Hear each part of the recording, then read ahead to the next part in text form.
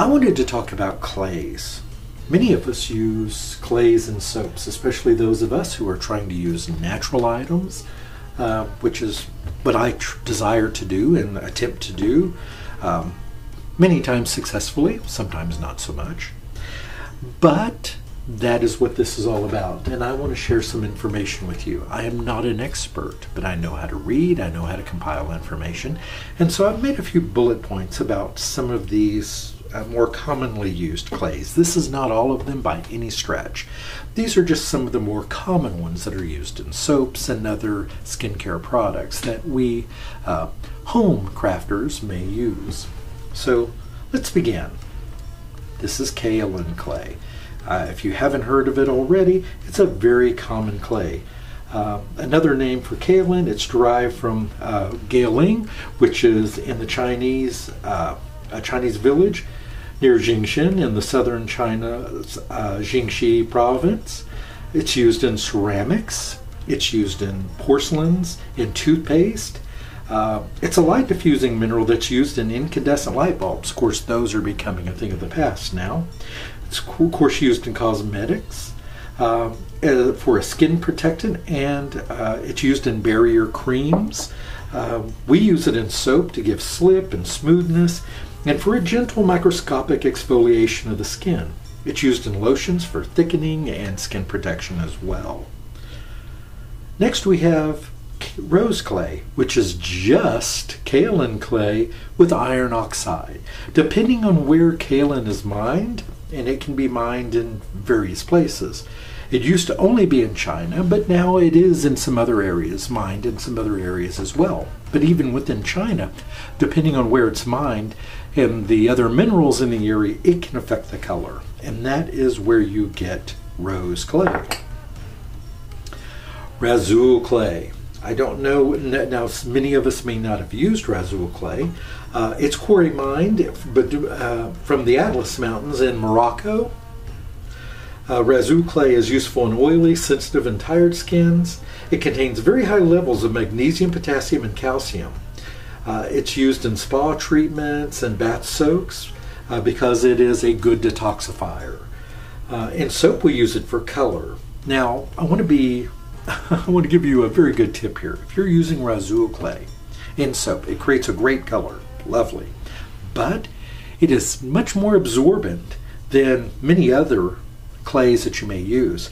So don't do a water discount if you're using Razul clay, otherwise you'll end up with a thick paste as soon as you hit it with the blender. So just something to keep in mind. Yeah, depending on how much you use, of course.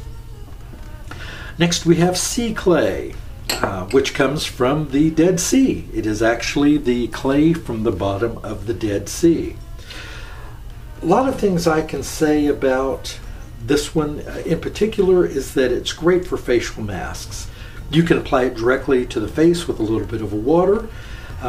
It absorbs impurities from the skin, and it does tighten the skin as well because it absorbs all those oils on the skin. So it's sort of as with many things that contain clays, or pretty much anything that claims to tighten the skin, well, they tend to dry the skin too because they're removing the natural oil protectant. So something for you to consider when using products like that, to make sure you're moisturizing as well. It's used as a sealant actually in ponds and in pools, certain types, to keep water from leaking out. We use it in soap as a colorant, a detoxifier, and a gentle exfoliant to help, to help with oily skin. French yellow clay and French green clay. You may think, well, they're exactly the same, just a difference in color, but that's not exactly true. There are a few mineral differences in them, which causes the difference in color. A little bit more magnesium in one, a little bit more iron in one. The mineral content of the clays can really affect the color. So it's not just a difference in color, but a difference in the actual structure of the mineral makeup of them. The French yellow clay, for instance, it contains magnesium, potassium, calcium, but it also has other properties that draw out toxins from the body, remove dead skin cells, and provide cleansing to the pores and leave your skin feeling smooth and refreshed. It's made up of very fine mineral particles and iron oxides, which determine this color. It contains iron but no aluminum. It's very mild and can be used on dry or sensitive skin. So it is a very nice multi-purpose clay. Excuse me. French green clay takes its name from the rock quarries located in southern France, where well, I should say it didn't take its color. That's where it got its name, French green clay. I apologize. From the mountains that it comes from. However, we have now found green clays in China, Montana, and Wyoming here in the United States. They vary from this, but they're very similar. And that is one of the things that you're going to find with products that you buy, especially online now. There was a time in history when you ordered a product, there were maybe one or two suppliers. So it was pretty easy to track them and to know where they come from and, to actually go to the source. Now with the internet, with Etsy and eBay and Amazon and 1,000 or hundreds of thousands of websites out there, you really don't know where your products are coming from or what's in them unless you do a lot of research and ask a lot of questions. Which I suggest you try to do. That is, if you want stability and consistency in your product. If you find a supplier that gives you a good color, you like the color of the yellow or the sea clay or the azul, try to stick with them. If you do try with someone else, just order a small amount. Get an ounce, a half ounce of clay. Get it home, check it, compare it to your other clay. Do you like it? Does it create the same color in your soaps, in your lotion, whatever you're using it in? These are just some things you want to know. Finally, we have Brazilian red clay. And you may look at this one and say it's not very red. It's very similar, right, to the rose clay, even lighter. But what I can tell you about this is it does turn much redder in soap.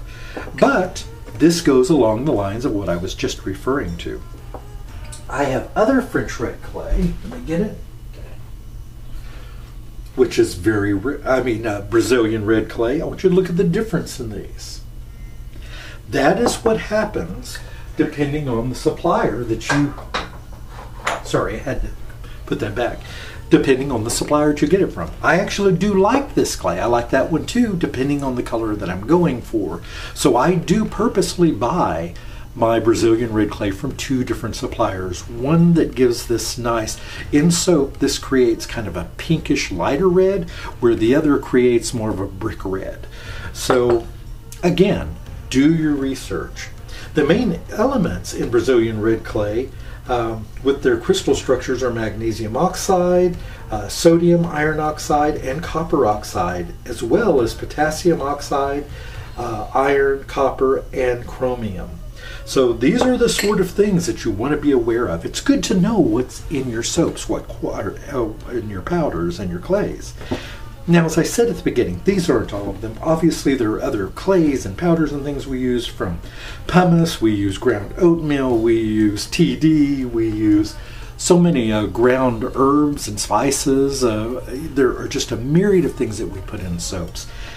It's good to know a little bit about them. I love clays. I use a lot of clays. I have soaps that are designed specifically around clays.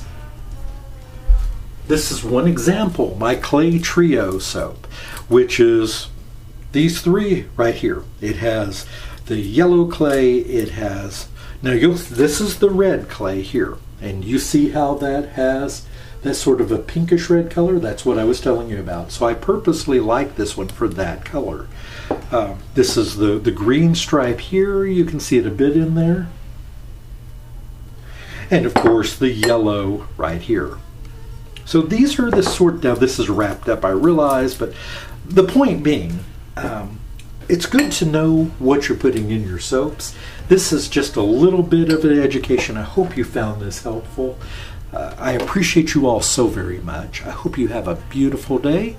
I'm working on a new soap as I speak and should get that uploaded soon.